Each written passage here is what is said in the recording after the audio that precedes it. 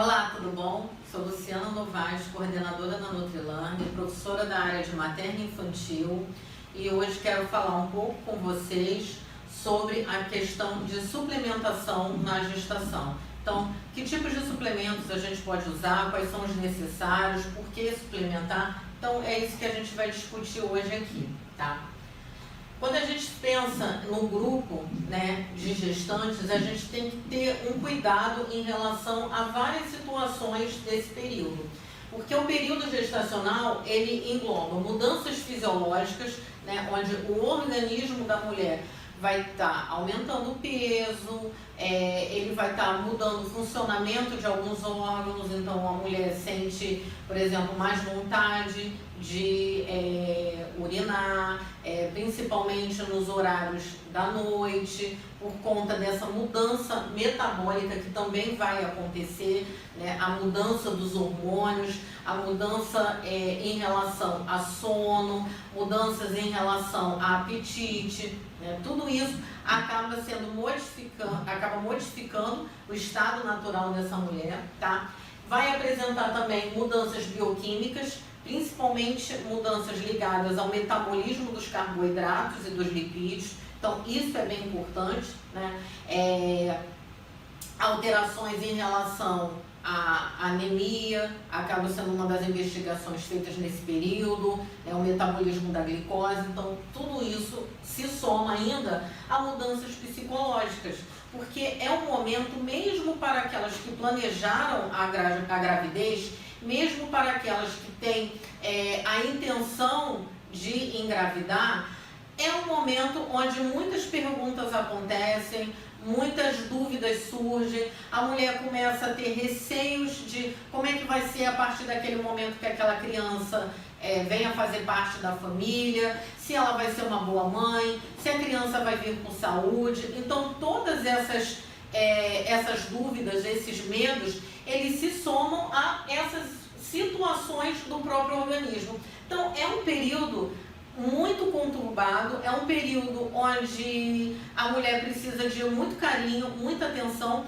e essas mudanças elas são muito rápidas e bruscas, então não dá tempo ainda para a pessoa se acostumar com a situação, tá? Então eu tenho que pensar no que é importante, ligado à alimentação, e essa alimentação ela vai ser importante para suprir as necessidades do feto e o seu desenvolvimento, mas também para determinar se essa mulher tem ou não uma gravidez saudável. Então, a alimentação, ela é um dos pilares no acompanhamento à gestante, tá? Por mais que eu vá olhar toda a parte clínica, eu preciso dar uma atenção muito grande à alimentação, exatamente por conta das mudanças fisiológicas e mudanças metabólicas que acontecem nesse período.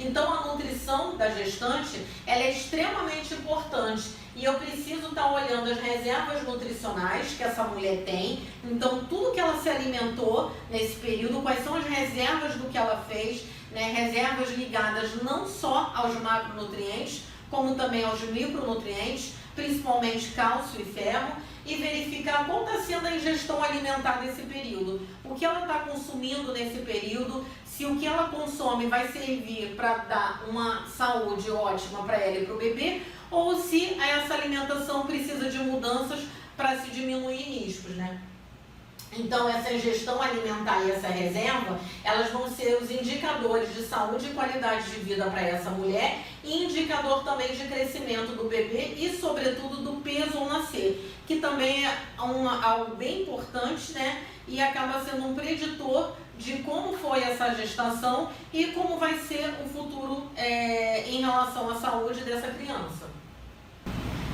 Então, quando a gente vai pensar nesse período, a gente tem que olhar quais são as necessidades que vão estar aumentadas no período da gestação. Eu tenho tantas necessidades que são importantes para a mulher, como também que vai ser importante para essa criança, Quando eu falo em necessidades maternas, eu tenho que lembrar que vai ter um aumento da TMB, Essa mulher vai gastar mais energia durante essa gestação. Então, eu aumento também uma produção de tiroxina, que vai regular a oxidação celular, por isso que é importante a avaliação da tireoide, tá? aumento do volume sanguíneo materno para poder compensar essa gestação, para poder ter um adequado suporte de nutrientes para o feto. Essa mulher pode aumentar de 40% até 50% o volume sanguíneo. A formação de eritrócitos e da hemoglobina aumenta em 20% para melhorar a oxigenação e melhorar a disponibilidade de nutrientes para a criança. Tem uma maior absorção de cálcio e fósforo, tá? Por conta da mineralização do tecido ósseo. Então, essa mulher precisa de um aporte maior, tá, de cálcio. Vai ter um aumento da absorção de ferro, por conta de precisar, né, desse micronutriente para a manutenção toda da gestação e adequado crescimento e desenvolvimento do bebê. Crescimento dos tecidos maternos, então o útero aumenta de volume, as mamas também aumentam de volume, já se preparando para o período que essa criança for nascer e precisar ser amamentada. E eu começo a ter um armazenamento de reservas para o período de parto, onde vai ser exigido dessa mulher, e também para o período de lactação, onde essa mulher precisa ter reserva. Então, quando eu penso nisso, eu tenho que lembrar que assim, essa mulher ela precisa ter o seu aporte nutricional adequado para o seu estado de saúde, mas eu preciso ter um aumento desse aporte nutricional por conta de toda a demanda que a gestação vai exigir, tá? E para a criança também é importante, por quê? Porque a criança tem um rápido crescimento de tecidos, né? Ela está se desenvolvendo, eu tenho metabolismo celular desse bebê, eu tenho formação e crescimento da parte óssea, formação dos dentes, né? A presença do líquido amniótico, que também vai estar rico ali em nutrientes, crescimento e desenvolvimento da placenta, tá? E um armazenamento de ferro no fígado do bebê.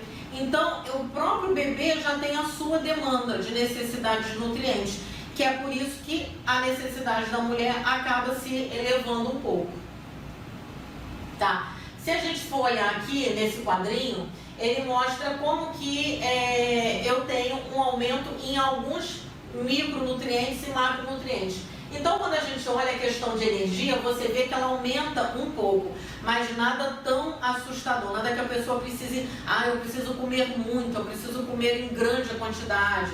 Então, a gente já não faz mais aquela ideia, né, antiga de aumentar em quantidade de calorias, aumentar a quantidade de nutrientes, focando nisso. O foco é maior numa qualidade dessa dieta. Eu mantenho uma alimentação regular para essa mulher, mas eu mantenho um aporte melhor de onde eu vou conseguir principalmente os micronutrientes, tá? Agora, eu tenho um macronutriente que ele é bem importante, que é a proteína, né? Eu tenho que pensar que a proteína sim precisa estar elevada, por quê? Porque eu estou formando um novo ser. Então, há necessidade da proteína para a formação de tecido, de órgãos.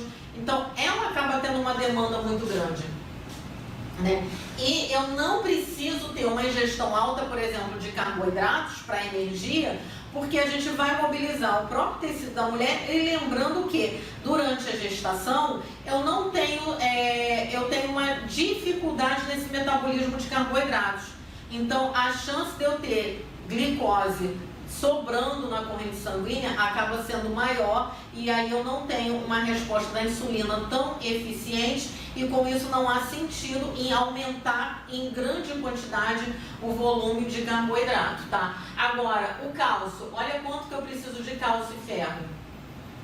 O aporte é muito alto, então a demanda dele é muito alta, tá? Zinco também, magnésio, ácido fólico, né, que é extremamente importante para a formação do tubo neural. Então, alguns micronutrientes, eles acabam ganhando destaque nesse período, tá? Então, o aporte nutricional, ele em termos tanto de micro como de macronutrientes, a gente precisa dar atenção. Por quê? Porque se ele for inadequado, né, tanto o aporte energético, como também ligado a micronutrientes, eu posso criar uma competição entre mãe e bebê. Então, assim, o bebê precisa, e aí o organismo vai ter que disponibilizar para os dois. O bebê pode começar a retirar dessa mulher, deixando ela deficiente, tá? E isso vai também limitar a disponibilidade dos nutrientes necessários para o crescimento adequado da criança. Então, eu posso ter prejuízo para um ou posso ter prejuízo para os dois. Então, a necessidade de suplementação, ela se torna bem importante. Por quê? Porque grande parte da população apresenta elevado risco de se tornar deficiente em relação, principalmente, aos micronutrientes. A gente não faz uma ingestão adequada, por exemplo, de alimentos ricos em cálcio, né? Lembra que a demanda do cálcio ela é muito maior agora. Então, gestantes se tornam um grupo de risco por conta desse aumento das necessidades. E o objetivo da suplementação nesse grupo é minimizar os prejuízos na saúde da mãe e do bebê.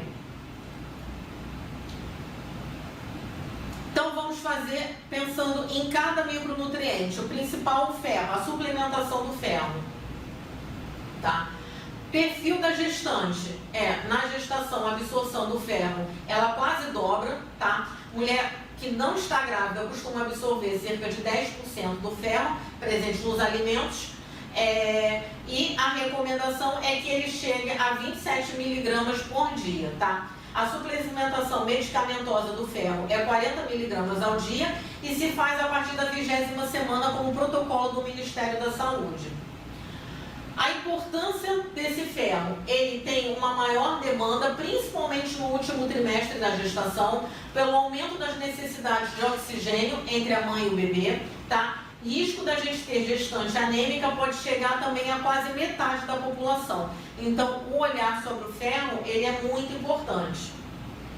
E aí, a carência desse micronutriente, ele vai levar à anemia, e a anemia leva a um aumento no risco de parto prematuro e morte perinatal, aumenta a chance de se contrair infecções, tá? Consequências para toda a vida do bebê, porque pode diminuir o quanto que ele vai receber de oxigênio e nutrientes, e isso vai interferir na capacidade cognitiva de aprendizagem de concentração, tá? Baixo peso ao nascer, em menor desenvolvimento físico e neurológico em recém-nascidos.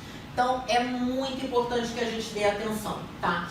Esse trabalho aqui, ele fala sobre gravidez em adolescentes, tá? E o impacto desse tratamento nesse período. Então, o estudo incluiu 458 adolescentes grávidas, a idade média foi de 16 anos e a prevalência de anemia chegou a 41,27%. Então, corroborando aqueles achados que apontam que a carência de ferro chega bem próximo dos 50% nesse grupo materno, tá?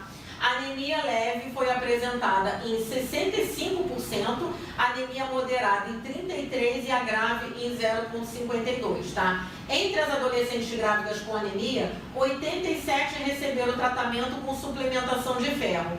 E aí, o que mostrou em associação com a anemia não tratada? As que não receberam a suplementação apresentaram maior índice de trabalho de parto prematuro, idade gestacional do bebê acabou sendo com menos que 37 semanas, tá? Maior quantidade de bebês natimorto e o HIV positivo foi mais prevalente em adolescentes com anemia do que as não tratadas, mostrando uma relação aí de falta de cuidado com a saúde e de atenção.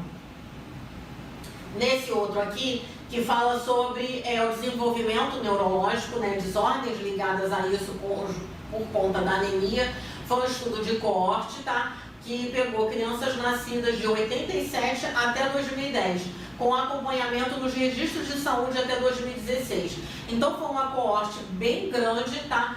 Com mais de 532 mil crianças de 6 a 29 anos, sendo que as mães somaram mais de 299 mil, tá? Mulheres. A prevalência de transtorno do espectro autista, transtorno de déficit de atenção e hiperatividade e deficiência intelectual foram avaliadas, tá? E o que apresentou os resultados? Maior entre as crianças nascidas de mãe diagnosticada com anemia nas primeiras 30 semanas de gravidez, tá? Foi maior 4,9%, né, em transtorno do espectro autista, 9% em transtorno de déficit de atenção e hiperatividade e 3% de deficiência intelectual. Se eu comparar com mães com anemia diagnosticada mais tarde na gravidez, isso reduziu, tá? E mães não diagnosticadas com anemia também teve uma redução, mostrando que há uma relação com a deficiência de ferro e achados de desordens neurológicas. Tá? Então, a anemia diagnosticada durante as primeiras 30 semanas de gravidez, mas não tardiamente, foi associada ao aumento de risco, tá, do transtorno de espectro autista, de deficiência de hiperatividade, tá, e de desordens neurológicas. Foram incluídos ainda fatores socioeconômicos, maternos e relacionados à gravidez. O diagnóstico precoce da anemia foi similarmente associado a um maior risco dessas desordens em comparação entre irmãos, tá? Então, assim, que se ter um acompanhamento bem, com um olhar bem criterioso em cima dessa questão. Outra suplementação que é importante ser avaliada, né, a sua necessidade, e hoje ela entra como protocolo, é a suplementação do ácido fólico. Né, a gestante, em relação ao ácido fólico, ela apresenta um perfil. Como ele é um elemento ativo na multiplicação celular dos eritrócitos, do útero, da placenta e do feto, se torna muito importante a sua presença, tá? E nesse período, a absorção pode ser diminuída por conta de levar a alterações hormonais na gravidez, né? A recomendação é a ingestão de 600 microgramas ao dia, desde que o planejamento concepcional, né, preferencialmente, aconteça 2 meses antes, e a gente vai manter isso até o 3º mês de gestação, tá? É um problema ligado ao difícil alcance do valor a partir da dieta, né? Porque não temos o costume de consumir em grande quantidade os alimentos ricos em ácido fólico, tá? Então tem um esquema, tá, de sugestão tanto para ferro como para ácido fólico pelo Ministério da Saúde e pela Organização Mundial de Saúde. Esse aqui da Organização Mundial de Saúde fala da quantidade de ferro, de 30 a 60 miligramas de ferro elementar, e o ácido fólico 400 microgramas, ou 0,4 miligramas, né, ao dia, tá? A frequência, então, é sempre do suplemento uma vez ao dia. Durante toda a gestação, a suplementação tem que começar o mais cedo possível, tá? E pegar adolescentes e mulheres adultas gestantes em qualquer situação de vida, tá? Independente da renda, da classe social. Durante esse período, eu posso ter carência. Se eu tiver carência durante o período embrionário, eu vou ter vários problemas que podem estar relacionados a essa carência. Então, má formação do tubo neural, que é o mais grave, lábio leporino, cardiopatia congênita, abortos espontâneos, níveis elevados de homocisteína, que se relaciona seriamente a doenças cardiovasculares, descolamento de placenta e pré-eclâmpsia. Esse trabalho aqui, que fala sobre a suplementação de ácido fólico entre gestantes, né, foi avaliar a prevalência e os fatores associados. Então, é um estudo transversal de base populacional relacionado em Rio Grande, no Rio Grande do Sul, onde se entrevistou mais de 2.600 puérperas, e a prevalência do uso do ácido fólico foi de apenas 54,2%. Então, houve uma baixa prevalência de uso do uso de ácido fólico, né, encontrada neste estudo, que se torna bem preocupante, especialmente entre as mães de cor de pele preta, né, e as com menor escolaridade e as mais pobres. Então, assim, o grupo de maior vulnerabilidade é o que apresenta menos cuidados em relação à utilização do ácido fólico, tá? Então, com maior potencial de quê? De ter complicações durante a gravidez. Nesse outro trabalho aqui, que é uma revisão de artigo falando sobre os defeitos do tubo neural, foi um estudo randomizado, onde observou a demonstração do papel preventivo da suplementação dietética com ácido fólico contra os defeitos de fechamento do tubo neural. O ácido fólico tem que ter sua administração iniciada pelo menos 30 dias antes da provável concepção, tá? Na dose de pelo menos 400 miligramas por dia, e, se possível, não associado à suplementação de ferro. Para populações de risco, a dose recomendada é de 4 miligramas, iniciada 90 dias antes da concepção e mantida pela embriogênese, até 12 semanas. É por isso que a gente vê que, quando a gente olha a recomendação de 0,4, a gente imagina assim, nossa, mas normalmente uma gestante faz a suplementação utilizando 5 miligramas, então não é uma dose muito alta? Não é muito alta, Porque a gente é enquadrado em populações de risco, que não fazem o consumo adequado do ácido fólico. Então, naquele início, no primeiro trimestre da gestação, se faz a recomendação para a utilização do ácido fólico nessa dosagem mais alta, depois se mantém nessa dosagem mais baixa ao longo de toda a gestação. A suplementação de vitamina A também é importante, também precisa ter atenção, tá? Cerca de 13% das gestantes apresentam carência de vitamina A. A intercorrência mais forte que a gente tem é a cegueira noturna em gestação de alto risco, tá? E crescimento intrauterino restrito. A recomendação é de 770 miligramas ao dia, de preferência pelas fontes alimentares, tá? Suplementação medicamentosa se faz após o parto. Por quê? Porque durante a gestação, a suplementação de vitamina A, ela apresenta alguns riscos, principalmente de ter um potencial teratogênico. Nesse trabalho aqui, tá? Que foi analisado, que é o estudo da NISAME, né? Que é uma coorte aqui do Brasil. Foi avaliado mais de 90% das grávidas saudáveis, e aí, nessa avaliação, mais de 90% dessas grávidas saudáveis tinham uma ingestão alimentar de ferro abaixo da recomendação. Foi observada uma mudança significativa no padrão de ingestão alimentar de calorias, proteína, gordura, vitamina A e vitamina C. Essa mudança ela não foi observada para ferro, zinco e magnésio. Então, a deficiência de zinco, a deficiência de magnésio e anemia, elas acabaram variando, tá? Onde eu tive uma deficiência de 54% até 67% para zinco, de 18% até 43% para magnésio e de 33% até 93% para anemia, tá? O que foi agravado a cada visita do pré-natal. Então, cada vez que essa mulher chegava para o pré-natal, se observava que não estava tendo o acompanhamento adequado, dessa alimentação, da ingestão desses nutrientes, e isso foi agravando essa deficiência. Então, a deficiência de magnésio foi significativamente associada ao baixo peso ao nascer, né, aumentando o risco em mais de 4 vezes, né, de um bebê nascer com baixo peso por essa deficiência. O risco aumenta com a persistência da deficiência na gestação. Então, quanto mais tempo essa deficiência continuar, maior vai ser esse risco. Anemia no período pré-parto e no período pós-parto também, e dieta deficiente de vitamina A foram significativamente também associadas ao baixo peso ao nascer. Observe que vitamina A também aumentou em mais de 3 vezes a chance do bebê não atingir o peso adequado, tá? Então, o risco de baixo peso ao nascer foi muito maior em mulheres que não consumiram uma dieta, né, deficiente em vitamina A, né, em mulheres que consumiram essa dieta deficiente em vitamina A durante a gestação, em comparação com as que faziam a ingestão suficiente, tá?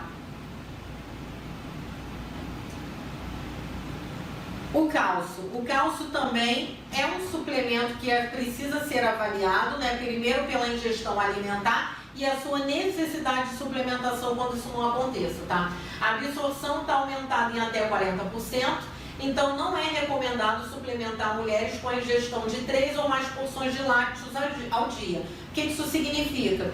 Vou pensar em suplementação de cálcio só na falta da ingestão alimentar. Se eu conseguir fazer com que essa gestante consuma alimentos ricos em cálcio, como a absorção já está aumentada, não vai ter a necessidade de se fazer um aporte através de suplementos.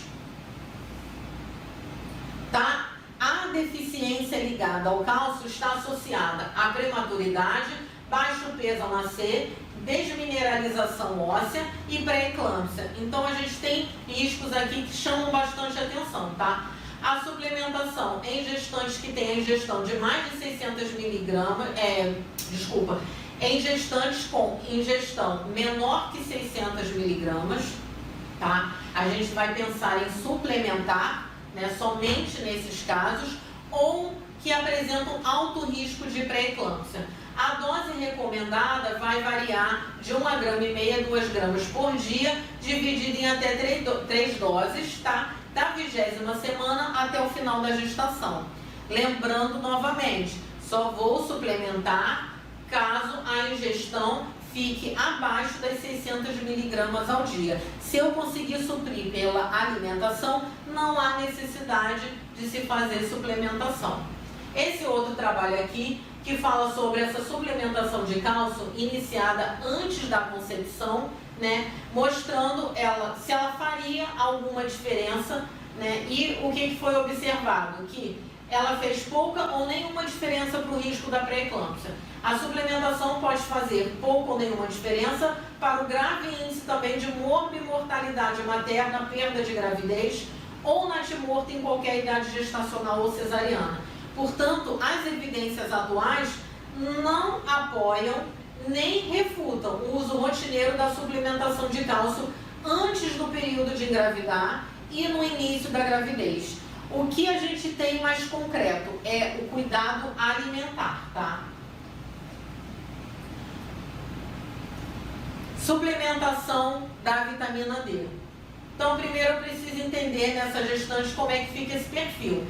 A vitamina D atualmente é uma deficiência comum entre as gestantes e a gente sabe que a vitamina D ela pode ser tóxica para a mãe ou para o concepto e por isso não se recomenda suplementação indiscriminada. Não é porque a mulher está grávida que a gente vai sair passando vitamina D, tá? A gente vai abrir uma exceção para gestantes que possuem baixa exposição solar ou gestantes que apresentam hipoparatiroidismo, tá? Então eu tenho casos específicos que me fazem pensar, já de um momento pensar em suplementar. A deficiência, né, da vitamina D, essa carência está relacionada com crescimento intrauterino restrito, raquitismo, pré-eclâmpsia, diabetes gestacional e parto prematuro. Nesse trabalho aqui, que foi avaliar a prevalência, né, e dessa deficiência de vitamina D em gestantes, foi um estudo transversal com 520 mulheres, sendo que 264 foram estudadas no inverno e 256 no verão, para saber se tinha uma diferença por esse período de exposição à luz solar. O nível médio de vitamina D foi de 53,41 nanomols, tá? 43,7% das mulheres apresentavam deficiência de vitamina D, sendo que 37 já tinham quadro de insuficiência de vitamina D, tá? Então, assim, eu tenho um quadro bem considerável de mulheres mais com insuficiência do que de deficiência. Então, mulheres com pré-eclâmpsia apresentaram maior prevalência da hipovitaminose D e a associação entre pré-eclâmpsia e baixo nível de vitamina D foi independente do IMC, se a mulher fazia uso de cigarro, da idade materna e da duração da gestação. Então, mostra que a vitamina D em relação à pré-eclâmpsia, mesmo que eu tenha outros fatores positivos, né, que eu não tenha outros riscos, mesmo assim ela se torna um agravante para esse período. Nesse estudo aqui, que avaliou 66 mães de mulheres que deram à luz a bebês prematuros, né, e seus recém-nascidos, fez uma comparação com 92 mulheres que tiveram parto a termo, também avaliando junto os seus bebês. E o que se observou em relação às diferenças desses grupos?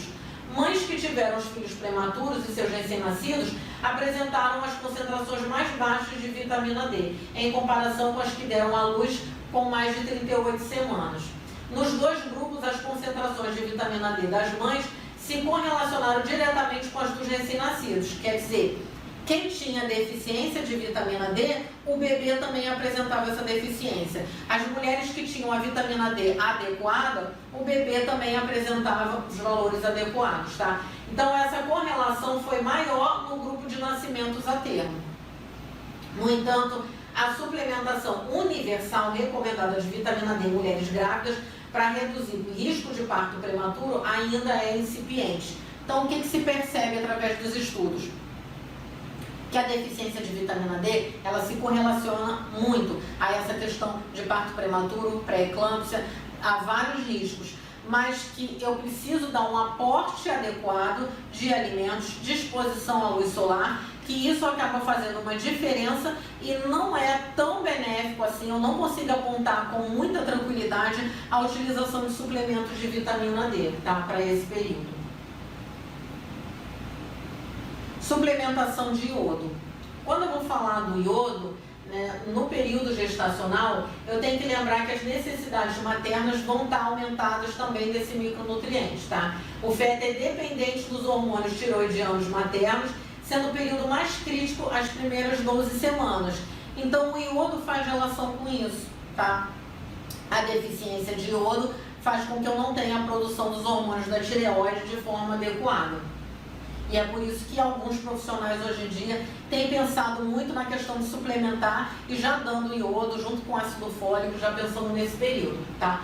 Ele é indispensável na síntese dos hormônios tireoidianos e é necessário para o correto desenvolvimento cerebral e mental na maturação óssea, pulmonar e cardíaca ao longo da vida fetal e neonatal, tá? A carência do iodo está relacionada com aborto espontâneo, mortalidade perinatal, crescimento intrauterino restrito, perda da audição e estrabismo, alterações no desenvolvimento neurológico fetal e neonatal, sendo irreversível após o nascimento.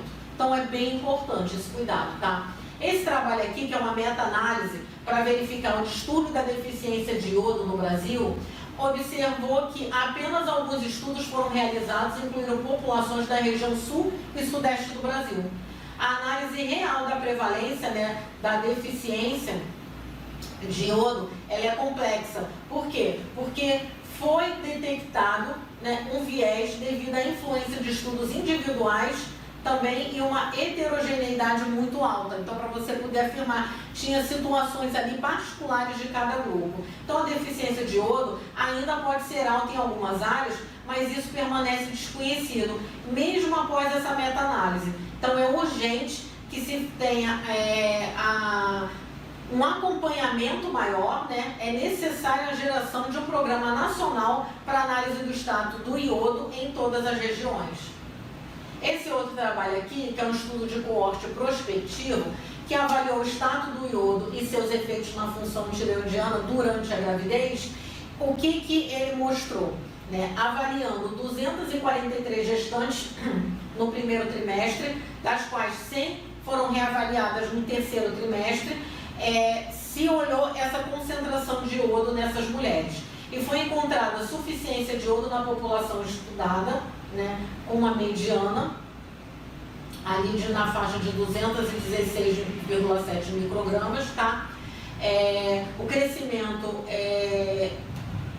e esse cuidado relacionado à concentração urinária de iodo, essa concentração urinária de iodo mediana entre o primeiro e o terceiro trimestre foi de 221 e 208 respectivamente.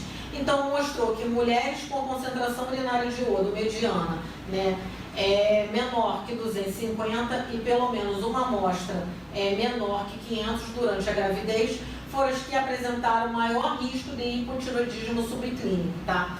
Então, a população apresentou uma média que ficou muito próximo de eu avaliar com uma concentração baixa de iodo, tá?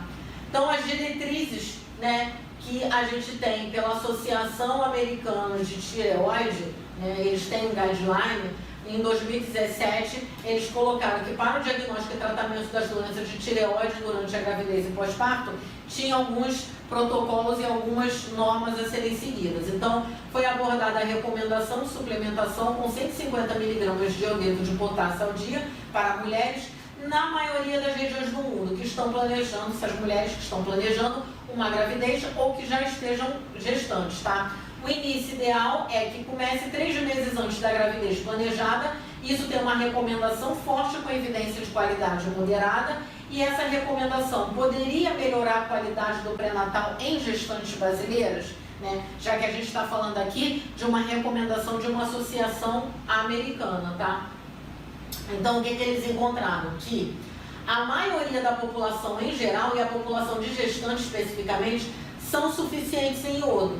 A suplementação nesses casos pode induzir a efeitos adversos, como o hipotiroidismo neonatal. O mesmo documento sugere que 500 microgramas ao dia como limite superior de ingestão de iodo. Então é um limite, né? Eu não devo passar disso.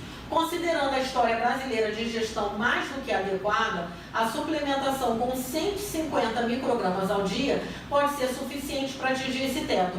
E as gestantes do feto podem ser expostos aos efeitos de excesso de iodo. Então precisa avaliar muito essa questão de sair distribuindo o iodo como uma forma corriqueira, né, da suplementação. Tá? As evidências que associam a deficiência leve a moderada de iodo durante a gestação com deficiências neurológicas subclínicas na prole, como a redução do QI, são provenientes de estudos observacionais. Até o momento não temos estudos clínicos que demonstrem que a suplementação de iodo durante a gravidez melhoraria qualquer resultado fetal materno, né, de forma robusta. Então, assim, muito cuidado e muito critério na hora de fazer suplementação de iodo. Sempre vai ser mais tranquilo eu fazer a ingestão dos alimentos ricos, tá, desse micronutriente. Uma outra coisa que surge bastante e traz bastante dúvida é a suplementação ligada ao ômega 3. Né? Ela é importante, a ingestão do ômega 3? É importante, principalmente porque o consumo de gordura e óleos com alta proporção de ômega 6 e baixa proporção de ômega 3, né, é muito comum em gestações frequentes e múltiplas, né? E por isso acaba diminuindo as reservas desses ácidos graxos, né, de cadeia longa. Então, é comum, né, principalmente em múltiplas, ter deficiência do ômega 3. Esse trabalho aqui, que é uma revisão de literatura, né, com 8 ensaios clínicos envolvendo mais de 3 mil mulheres, né, e mais de 3 mil crianças, mostrou que o ômega 3 tem uma ação no desenvolvimento cerebral e na retina do feto. E a ação é dependente da saúde materna anterior à gravidez. Então eu preciso que essa mulher já esteja com a sua saúde ótima, né, que ela já tenha um aporte adequado para que ela consiga fornecer, né, esse aporte para o bebê. Nesse outro trabalho aqui, que avaliou mais de 2 mil gestantes com 21 semanas de gestação, elas foram divididas em 2 grupos. Um recebeu 800 miligramas de DHA e o outro recebeu um placebo. E as crianças foram avaliadas até os 7 anos de idade. O grupo que recebeu DHA teve menor incidência de alergia e doenças asmáticas durante a infância e apresentou prevenção de doenças crônicas. Hoje, a utilização de DHA está sendo muito comum, principalmente para melhorar o sistema cognitivo. Tá? Esse outro trabalho aqui fala de 108 mães e seus bebês que foram avaliados através do plasma do cordão umbilical. Tá? E aí, desse grupo, 24 tinha diabetes mellitus gestacional. O que se observou? Que houve baixos níveis circulantes de DHA fetal e quem tinha esses baixos níveis estava associado a um comprometimento da sensibilidade da insulina fetal, podendo estar envolvido numa programação de suscetibilidade para o diabetes mellitus tipo 2 em bebês com mulheres com DMG. Olha como é que isso é importante, como é que isso é sério. A baixa concentração de DHA, que a gente sempre associa muito à questão cognitiva, também fez uma relação muito importante com capacidade de sensibilidade da insulina. E aí fazendo com que haja uma glicose circulante muito maior para esse feto, né? E eu já fazendo com que essa criança tenha uma absorção muito maior do que o necessário de uma quantidade de glicose que pode vir em exagero, e isso já fazer uma programação das suas células, tá? Para ter uma dificuldade também na produção de insulina e na captação dessa glicose, né, ao longo da vida. Então, pensar na suplementação com ômega 3 pode ser uma oportunidade potencial de intervenção nutricional no início da vida para interromper uma programação metabólica adversa e diminuir essa incidência de diabetes mellitus tipo 2 em gerações futuras, tá? Esse outro trabalho aqui, que é um estudo qualitativo descritivo, o estudo indicou que o alimento ingerido pela mãe poderia trazer prejuízos ou benefícios ao feto, tá? E aí ele, observando o que as mães consumiam, demonstrou que a alimentação ela precisa ser balanceada e adequada, contemplando cada período gestacional, suprindo a necessidade nutricional aumentada durante a gravidez. Uma vez me perguntaram assim, eu não tenho que fazer uma alimentação adequada durante toda a gravidez? Sim, mas eu preciso observar as especificidades de cada trimestre. Cada trimestre eu tenho necessidades importantes que precisam ser olhadas com maior cuidado e eu fazer a ingestão adequada para cada período, né, dos nutrientes necessários, tá? Então, para a gente encerrar aqui, a gente precisa pensar o quê? Suplementação é importante? É. No caso de quê? No caso que apresente alguma deficiência. Por isso que eu preciso conhecer a minha gestante, saber o histórico de alimentação dela, verificar o histórico de saúde e a partir daí eu avaliar a entrada dos alimentos fontes, que é o que vai me garantir um maior controle, né, da saúde dessa mulher, que é o que vai me garantir segurança, que é o que mostra que vai fazer a diferença, né, nesse cuidado, e eu só vou suplementar quando eu perceber que há um risco muito grande para esse período que essa mulher está, que essa alimentação ainda vai levar um tempo para ela poder trazer esse efeito benéfico e também pela falta de determinados alimentos que deveriam estar presentes no seu dia a dia. Então eu preciso verificar caso a caso, cada paciente é única. Eu não posso sair fazendo protocolo de suplementação para todas as gestantes, tá? Sempre vou começar pelo alimento, que é o que vai me garantir a segurança de saúde dessa mulher e do bebê. A suplementação de micronutrientes e até de probióticos, né, que também são muito utilizados, eu preciso observar por quê? Porque ainda não há consenso para a gente fazer para todo mundo e todos os tipos de micronutrientes e todos os tipos de probióticos, tá? A gente não falou de probiótico aqui, mas o probiótico também é algo que também entra de forma corriqueira e eu preciso avaliar a necessidade, quantidade, então a dose, em que momento para cada paciente, tá? Isso é o que vai fazer diferença na conduta de um profissional. Espero que vocês tenham gostado, né, dessa breve conversa sobre suplementação. Isso serve para a gente pensar que eu preciso avaliar, eu preciso conhecer melhor o grupo materno-infantil e só a partir disso é que eu consigo montar as minhas estratégias.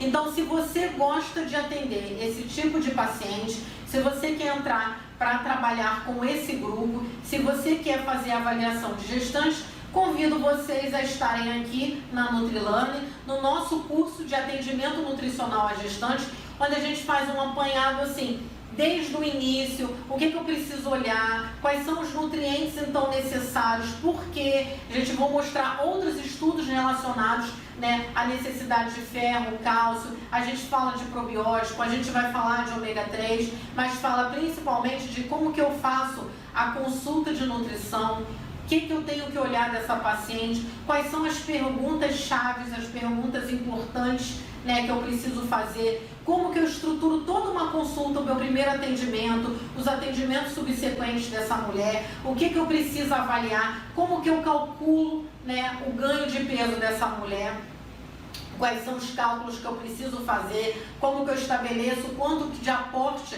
essa mulher vai precisar, já que eu não posso dar muito, mas há uma necessidade desse aporte estar aumentado. A gente vai ter um dia inteiro para avaliar o cuidado da mulher no período gestacional. E vocês vão perceber que são em pequenos detalhes que o nutricionista mostra a sua diferença, tá? Aguardo vocês aqui na Nutrilane e até a nossa aula.